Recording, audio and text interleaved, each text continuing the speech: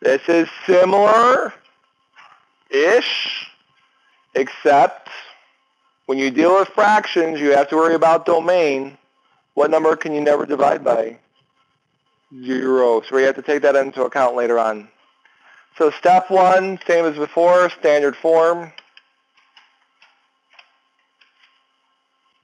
That part's the same.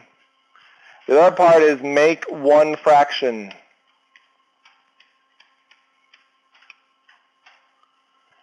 So if you had a fraction on the other side and you had to bring it over to make it in standard form, then you'd have to find the common denominator, make it into one fraction. We don't have that here. You have some in your homework. Good luck. You're welcome. Step 2, find the values that make the numerator equal to 0. So if you set the numerator equal to 0, what do you get for x? Numerator, 1. Denominator, find where the denominator equals 0.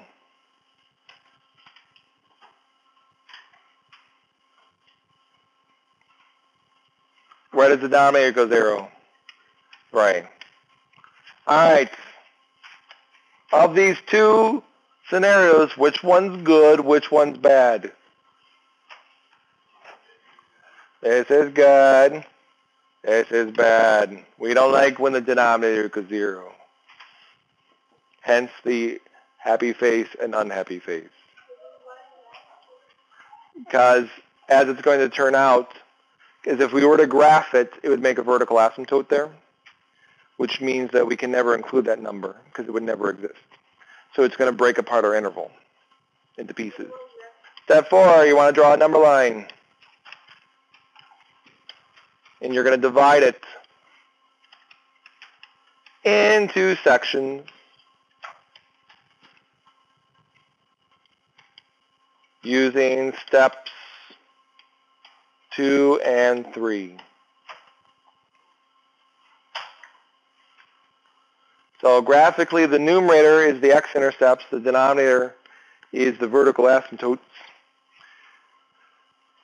You should not have to worry about holes at all. These are all rigged pretty much to be nice.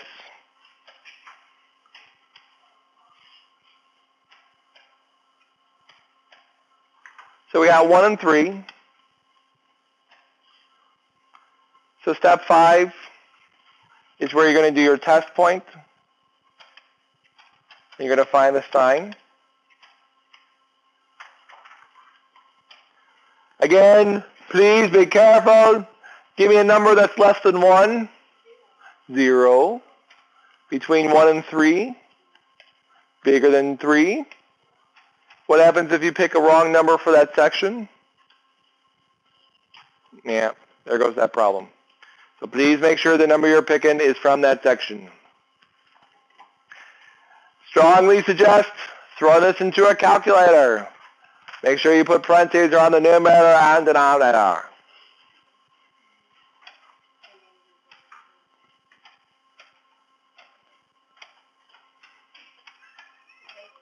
So again, use parentheses. Do your test points.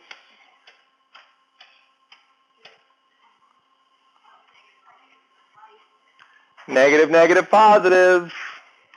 That's popular today.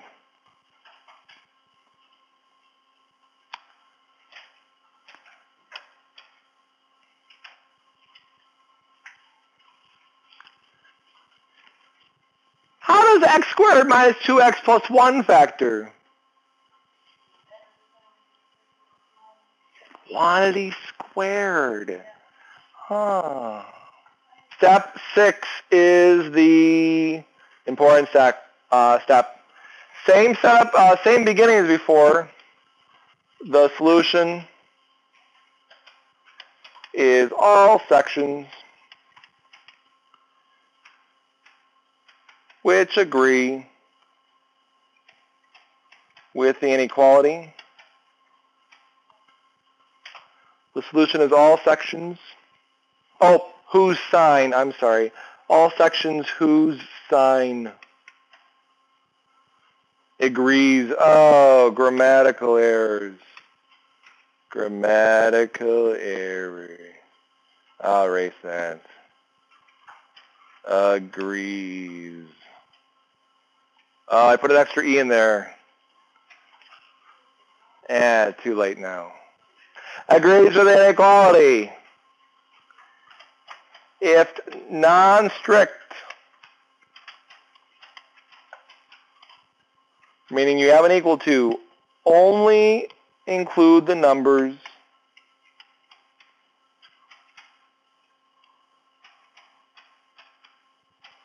from step 2.